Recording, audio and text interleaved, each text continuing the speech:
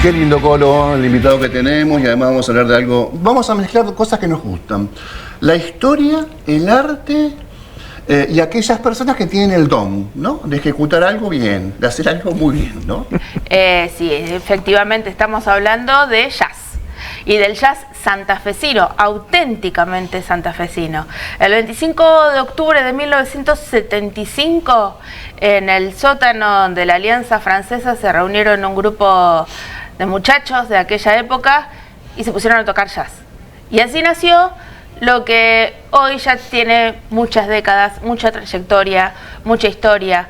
Santa Fe es, además de tener a la Jazz Ensemble y al Festival de Jazz, que cumplió la semana pasada, lo recordamos, su 26ª edición, tienen el jazz una cantera de músicos, una cantera de reconocidos músicos, y uno de ellos es Pedro Casís, que está con nosotros. Muy buenas noches, Pedro. Buenas noches. Muchas gracias por venir. No, a ustedes por el hecho, siempre, qué sé yo, el mundo va por un lado, ¿viste? Y la cultura, la música, es como que están un poquito caídos al costado de la realidad. Pero uno se pone a pensar, en el año 75, ¿no es cierto? Era difícil Argentina, en el año 75. Bueno, y sin embargo hay un grupo de muchachos que se juntaron a tocar, como decías vos, en el sótano de la Alianza Francesa, organizando un evento totalmente sin fines de lucro. Y no es casualidad que sea la Alianza Francesa, porque en aquel momento los directores venían, periódicamente eran franceses. Y no nos olvidemos que en esas décadas Francia era el ejemplo, la antorcha de la libertad, la espontaneidad, la improvisación, la cultura, a través del Mayo francés, que había sido una década antes. Sí, sí. Entonces siempre fue un favorable. Y con un sonido particular, que era el de Django Reinhardt. Claro, tenía un embajador dentro de la música, de la cultura pop del momento, ¿no es cierto? Que era la música del jazz francés. Te quiero preguntar, porque si vemos la foto otra vez, sí, y volvemos a ese momento, a ese momento histórico, en Francia ocurría un proceso muy distinto al de Argentina, que esa era la antesala de lo que iba a venir después. Organizaciones armadas por un lado, claro, la represión estatal o paraestatal por el otro. No era clandestina esa juntadas, para aún, nada, no, para nada, porque era una cosa totalmente inofensiva. Era una juntada de muchachos que ellos estaban tocando a raíz de un programa de jazz que se estaba realizando en LT10, en la radio universitaria en aquel momento. No recuerdo en qué momento empezó el programa a transmitir una hora de jazz semanal, que era a cargo de Carlos Rossi, uno de los organizadores de esta noche histórica. Y bueno, eso generó que algún grupo de músicos, entre ellos Armando Grassini, Alfredo y Ricardo Yusá, Roberto Maurer, Tito Guevara, se juntaran, decir, bueno, vamos a tocar entre nosotros por gusto nada más, y vamos a invitar amigos. Y resultó que esa especie de jam session que se armó ahí, que tuvieron invitados de Rosario, muchachos, vamos a tocar, se vienen, sí, cómo no, qué buena onda, llenaron la Alianza. Y despertó un interés en la gente por escuchar un tipo de música que por ahí estaba asociado más a la noche, al boliche o al cabaret, digamos. No era una cosa de consumo cultural, como lo es el jazz en todo el mundo. Y despertó un poquito el fuego en gente muy joven, en aquel momento, que estábamos rondando el ambiente y que nos fuimos arrimando a poquito con ideas, con participaciones, y eso, ahí nomás fue que surgió la Jazz Ensemble, un par de años luego. Es importante también destacar que los orígenes del jazz, que es Estados Unidos, básicamente. Sí, la fusión se realizó en el sur de los Estados Unidos, y precisamente en la ciudad de New Orleans, que era una ciudad muy cosmopolita, porque tenía influencia europea, influencia indígena propia de los Estados Unidos, e influencia de los esclavos traídos por las colonias. O sea, había una mezcla muy explosiva ahí, cultural, y la característica de la gente era muy, muy libre, era muy, digamos, liberal. En ese sentido, porque era una ciudad de fiesta. Bueno, en ese sentido, en New Orleans, claro, no deja de ser en sus orígenes o en su génesis un género popular. Claro, no, realmente es un género popular, porque surge fuera de la academia totalmente. O sea, no hay, aún hoy es difícil encontrar libros que sistematicen la enseñanza del jazz, porque sería como hacer un libro para enseñarle a los chicos ricos a subirse a los árboles. Claro, está bien. Gran metáfora, sí. Claro, entonces, analogías. Sí. Claro, o sea, no se pueden, hay ciertas cosas que no se pueden enseñar. Y que lo bueno del jazz, que con el tiempo se dio cuenta la academia, digamos, la cuestión, la instrumentación de la pedagogía, se dio cuenta que los elementos que se ponen en juego en el jazz son muy útiles para abordar cualquier estilo de música. ¿Por ejemplo? Instrumentalmente, sí, obviamente, o compositivamente, y ni hablar de lo que es la improvisación, que reúne todo eso en el momento. Entonces se sistematizaron los programas de enseñanza musical. Y en Santa Fe ya tenemos la suerte que hace 6 años que se está desarrollando el segundo programa educativo pedagógico en el país. El primero estuvo en el Instituto Manuel de Falla de Buenos Aires y el segundo es el Santa Fe Jazz Campus, que está trabajando en las instalaciones del Liceo Municipal de Santa Fe. Vos que trajiste recién una analogía de esto de la academia, cómo termina claro, referenciando el jazz, podríamos decir también, o paragonearlo con la matemática como madre de todas las ciencias, que es transversal y por lo tanto explican o contienen la respuesta o el tratamiento o el abordaje de otras disciplinas. Claro, porque la música de blues, obviamente también, uno escucha blues, puede ser que sea los Rolling Stones, el rock, son todos derivados de lo mismo, de la misma raíz de esta música. Después, por ejemplo, la salsa misma, que son ritmos afrolatinos, fueron incorporados también por el jazz fusión y se originó el jazz latino. Entonces la instrumentación de la salsa ahora deriva del jazz. La manera de armonizar o de organizar los solos, la improvisación, todo eso es como que fue contaminando la música popular del siglo XX y va a seguir en adelante, ¿no es cierto? Yo te diría, para ganarme un par de enemigos así en todo el mundo, uno de los mejores grupos de jazz del momento es Catriel y Pago Amoroso en la Argentina. Sí. Porque sí, claro, todos los elementos que se ponen en juego en la música de ellos son jazzísticos. Puede tener un poco el look de un rockero, de un muchacho, un ídolo pop, pero la música que ellos están tocando, la improvisación de los músicos, inclusive conozco a algunos de ellos que son excelentes músicos de jazz, o sea que es hasta ese nivel es que el jazz se ha inmiscuido, ha contaminado lo que es la música popular. Incluso enfocado en lo que en es festivales. La radio estatal más importante de los Estados Unidos. Tiny Desk, ese famoso programa. Sí. Bueno, tenemos el caso de nuestro genial compositor, pianista regional litoraleño, el Carlos Negro Aguirre, de Paraná. Sí. Él cuando viaja a Europa, que afortunadamente lo hace muy seguido, se presenta en festivales de jazz, porque su música ha desarrollado un alcance que excede un poco las fronteras propiamente del folclore argentino. Ya ha experimentado con armonías, ritmos, superposiciones, melódicas, improvisación. Eso ya es considerado en el mundo entero como una música de jazz. Los instrumentos de viento evidentemente son el símbolo. Sí, en algún momento el ícono del jazz era una trompeta, ¿viste? A ver. Y cuando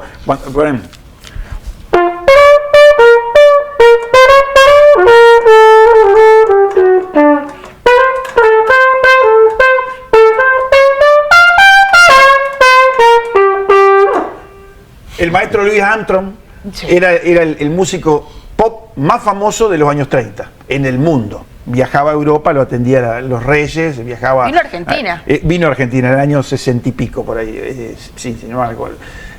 Uno de los muchachos de estos jóvenes de la Alianza Francesa aún recuerdan el día que lo fueron a ver a Buenos Aires, que fue como que era Moisés, más o menos, ¿viste? Sí. Entonces, claro. Y bueno, ese era el ícono de la trompeta, del jazz. Posteriormente, en los años, a mitad del siglo XX, justo para la Segunda Guerra Mundial, se puso muy de moda un nuevo estilo de jazz, que era el bebop, que era el jazz moderno, llamamos así, y el ícono, el emblema era el saxofonista Charlie Parker. Charlie Parker, claro. Entonces, el ícono del jazz pasó a ser un saxofonista, y ahí creo que estamos. Si uno dice, a ver, una silueta en sombra de un músico de jazz y ponen un saxofonista. Sí, un saxofonista en un subte de Nueva York. Claro, o acodado así con un sombrerito tocando. Claro. Bueno, muchos llegamos a Charlie Parker a través de la literatura de Julio Cortázar. Sí, obviamente, sí, claro, porque Cortázar, fíjate, Cortázar en París. En París. Y era el París de esa época, ¿no? Exacto, sí. El perseguidor, exactamente.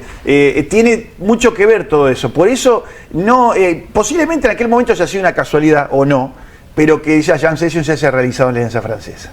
Claro. Porque el ambiente era muy propicio para eso. Sobre todo por el hecho de la música que se tocaba en ese grupo de gente, que era música del Hot Club de París.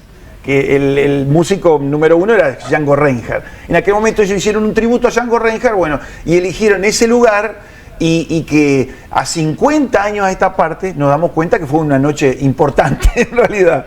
Claro. ¿Por qué mañana el Consejo Municipal va a tener una distinción especial o un reconocimiento? Sí. Contanos un poquito Sí, de qué bueno, trata eso. es un trámite que surgió también de manera casual con mi gran amigo Luciano Lazzarini, periodista muy entusiasta en lo que es el ambiente del jazz santafesino, que nos juntamos hace un par de años y empezamos a hacer memoria cuando había empezado la movida. Seguramente en alguna trasnoche del festival, cerveza en mano, habremos estado hablando de Bueyes Perdido y salió ese tema. Y empezamos a irvanar y realmente llegamos hasta la jam de la Alianza, ¿no es cierto? Posteriormente, uno de los muchachos organizadores, que lamentablemente ya se fue de gira, el querido Ricardo Yusá, contrabajista, me acercó un artículo del diario El Litoral de la crítica de esa noche. Entonces ahí empezamos a irvanar. En el año 25 se van a cumplir 50 años. Bueno, hay que hacer algo. Estaba justo la fecha del programa que habían tocado los muchachos, estaba todo explicado en la nota, en aquel momento el periodista Emilio Toivero. Bueno, y lo interesante de esto es que apenas empezamos a trabajar, se lo acercamos a la concejala Laura Mondino. Ella dijo, bueno, vamos a tomarlo dentro del calendario cultural de la ciudad, vamos a ver si se puede salir. Y en 6 meses se activó el trámite y gracias a que el Consejo, estoy muy agradecido, por unanimidad, se aprobó en abril pasado que todos los 25 de octubre, a partir de ahora, van a ser declarados el Día del Jazz de Santa Fe. O sea, incorporan al calendario cultural de la ciudad esa fecha, como una fecha más de O sea que si no mencionaste a Lucho Lazzarini, que es un amigo nuestro, formó parte de este programa hasta el año pasado. Lucho siempre en su bandera, que es cultura o muerte, digamos, prácticamente, sí, a morir. Él decía que el género musical más importante de la ciudad y por el cual somos conocidos en el mundo es el jazz. Poniéndolo encima de la cumbia. Pero en este momento estamos viendo imágenes cuando vino el maestro Paquito Rivera, que tuvimos Paquito Rivera, es uno de los Grammy winners históricos, o sea, un monstruo a nivel internacional. Y él que no vino hace mucho, vino antes del COVID, ¿no? En el 2017. Esas filmaciones del 2017, en el Festival de Jazz. Y bueno, y esas cosas que posteriormente se renuevan año tras año, está el evento Trombonanza, que reúne músicos de todo el mundo, vienen a Santa Fe. El otro día me preguntaban, ¿qué tiene Santa Fe diferente? Y bueno, realmente, digamos, la gente. Bueno, no, pero realmente hay una cuestión geográfica que la ubica en un polo cultural muy interesante, cercano. Tenemos ciudades como en Paraná, Rafaela, Esperanza, Rosario, Córdoba, está como ubicada en un polo donde hay la región centro. Sí, mucha interacción cultural. Sí. Y eso hace, aparte en muchos organismos oficiales, como la Sinfónica, el Coro Polifónico, las bandas militares, bandas civiles, que generan una base de mucha gente tocando música y muchos coros vocacionales. Entonces el ambiente es muy propicio para que ocurran fenómenos musicales, digamos. Sí. Y él ya es como una especie de virus contagioso que se va metiendo y bueno, y entusiasma. Es un faro en el mundo. Sí, la música de jazz. Tal vez el faro, no sé, de Gibraltar, pero. Y Trombonanza, claro. Aquí en ese mismo lugar estuvo Rubén Carugui. Mañana vamos a estar en el consejo ahí. Me imagino. Y evocaba la amplitud y el carácter internacional que tiene el Festival de Trombonanza. Que ha adquirido con la participación de solistas de primer nivel que vienen a Santa Fe y reconocen la ciudad porque se toman un colectivo en Nueva York o en Moscú y aterrizan acá. O sea. Es alucinante. Y después se vuelven. Es alucinante. Claro, ese tipo de cosas. O gente de toda Latinoamérica que viene, se suma a la movida, ya sea del festival o de Trombonanza o de este tipo de cosas. A mí me gustan mucho las anécdotas y los asteriscos y los apuntes al pie. Las notas al pie. Las notas al pie. Paquito Rivera Sí. tiene un gran fan local, que es un gran empresario de la salud, al cual convocó para una sesión Sí, privada. cómo no. Sí. Ajá. Tenemos, Me estoy enterando. no, tenemos, que, digamos, existe eso también, que hay locos fanáticos. Claro. Bueno, en realidad, toda la avenida de Paquito de Rivera se hizo a través de un auspicio privado. Exacto, claro. Exacto. Gracias a eso lo pudimos tener, porque era realmente estamos hablando de Bueno, es números un aporte a la internacionales. cultura y eso Claro, también hay que es remarcarlo. muy importante. Eso Y hay que eso, remarcarlo. tal vez en otro lado, uno o es más común que yo. Acá en Santa Fe no es tan común. Si bien la cultura oficial colabora continuamente, también hace falta por ahí la pata privada, digamos, que colabore un poquito para este tipo de cosas. Pedro, ¿con qué nos vamos a encontrar el sábado? El sábado volvemos a la sede original, el mismo día, el 25 de octubre, va a ser un evento abierto al público, totalmente en los Jardines de la Alianza, que es un lugar emblemático en Santa Fe, en el Paseo Boulevard. Va a estar abierto toda la tarde y a partir de las 20 vamos a contar con la participación de un grupo local que honra la memoria de aquel viejo grupo de Hot Club de París. Estoy hablando del Señor Swing, que es un grupo de cuerdas que comanda el profesor Cacho Hussein, gran amigo personal y guitarrista maestro, y que recrea el viejo estilo del jazz gitano, del jazz de París.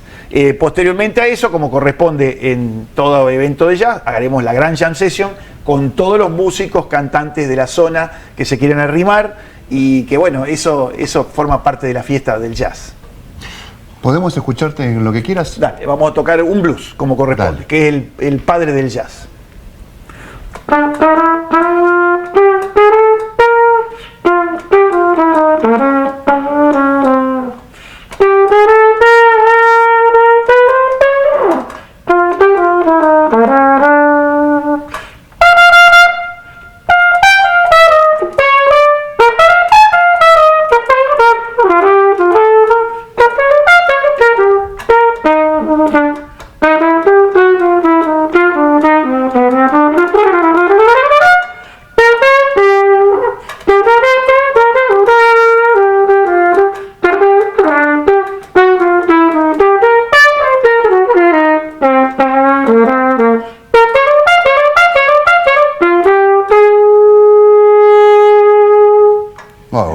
Excelente. Bluesito. Muy lindo. Muy lindo. Vos sabés que hoy cumpleaños otro muchacho que está arrancando también en la música, que seguramente Pedro lo conoce, que Charly García. ¡Oh, Carlos claro! Pero sí, el Alberto cumpleaños de García Charly, Moreno. sí. Cumple 74 años. Charly Acaba de sacar un video, no sé si lo vieron. Sí, Sí, con Limón Sting. Sting. Sí. Muy interesante el video, es bárbaro. Ahora, la participación de Charly está un poquito como irvanada por su estado general, ¿no? Claro, Pero sí, está, a mí me encanta la actitud de Sting de haberlo sumado a esa producción. Seguro. Porque es como que le da un espaldarazo a su viejo amigo, colega, ya Bueno, sé, pero es otra cosa. musical. Sting, una referencia mundial indiscutible, diciendo Charly es un grosso. Claro. No, claro, son muy... entregándose a su arte. Muy amigo de toda la vida y Sting es un tipo que conoce mucho de Argentina. Su guitarrista, Dominic Miller, es nacido en Argentina y tiene todo un pasado argentino. Es el compositor de todos los éxitos de Sting, Shape of My Heart, se lo ve siempre en los videos. Está tocando, siempre está con él, siempre sí.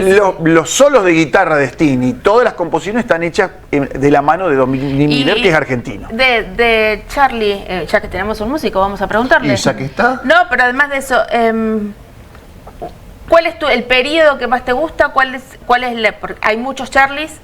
Y yo, por lo menos en mi impresión personal, es un músico que se destaca porque siempre ha logrado anticiparse al tiempo, digamos.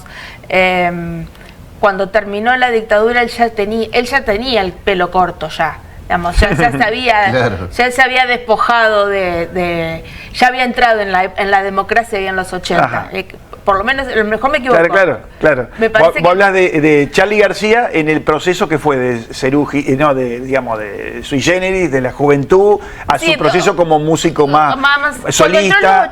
Cuando entró en los 80. Claro, solista. A Piano Bar y a Clics Modernos. Y a Clics Modernos. Claro. Pero vos, ¿con qué te quedas? Bueno, yo no quiero hablar de Charly García, que es un capo, pero para mí el músico emblemático de la Argentina es Spinetta. Por el tipo de desarrollo poético que tiene mucho que ver con lo que es la letra del tango. Para nosotros, para nosotros el tango es una bandera en el mundo, porque uno escucha un estándar de jazz, te puede gustar la música, pero la letra es una pavada. Yo siempre se lo digo a los cantantes, esos temas de Cole Porter o George Gershwin, las que cantaba, uno se muere con esas composiciones porque son hermosas, pero las letras son de cuarta. Son elementales, son como una letra de un la luna, sí, la noche. Nada, pero son letras elementales. Pero lo que los hace importante a lo largo de la historia es que esa construcción melódica, armónica de esos temas generó todo lo que vino después, que fue que él ya lo utilizó para improvisar, para desarrollarlo. ¿Se podría escuchar hoy en la radio Cantata de Puentes de Amarillo? No creo, 9 minutos. No, bueno, siempre hubo música que no era radiofónica. Las viejas cantatas del rock. Bueno, las primeras. Bohemia. Claro, sí, viste, o sea, había como que tener un espacio para escucharla, ¿viste? ¿Tenemos, Chachito, la posibilidad de irnos con parte de la entrevista a Charly o estamos ya hasta las manos? No lo despedimos a Pedro. Estamos consultando en el control. Al señor escribano. ¿Ya nos vamos? ¿Nos tenemos que ir? Bueno, teníamos preparado una parte de una entrevista de Ginsburg a Charly hace muchos años, pero hablaba de Spinetta justamente. Claro. Y la secretaria, en Peor es Nada, que lo lleva a Charly a sentarse con Ginsburg, era Karen Reichardt. Descubrimos eso en el año 1994. ¿Nos podemos ir con algo? Hablando de Charlie Parker, vamos a hacer un tema de Charlie Parker. Y nos vamos con eso. Nos vemos el próximo jueves. Chau.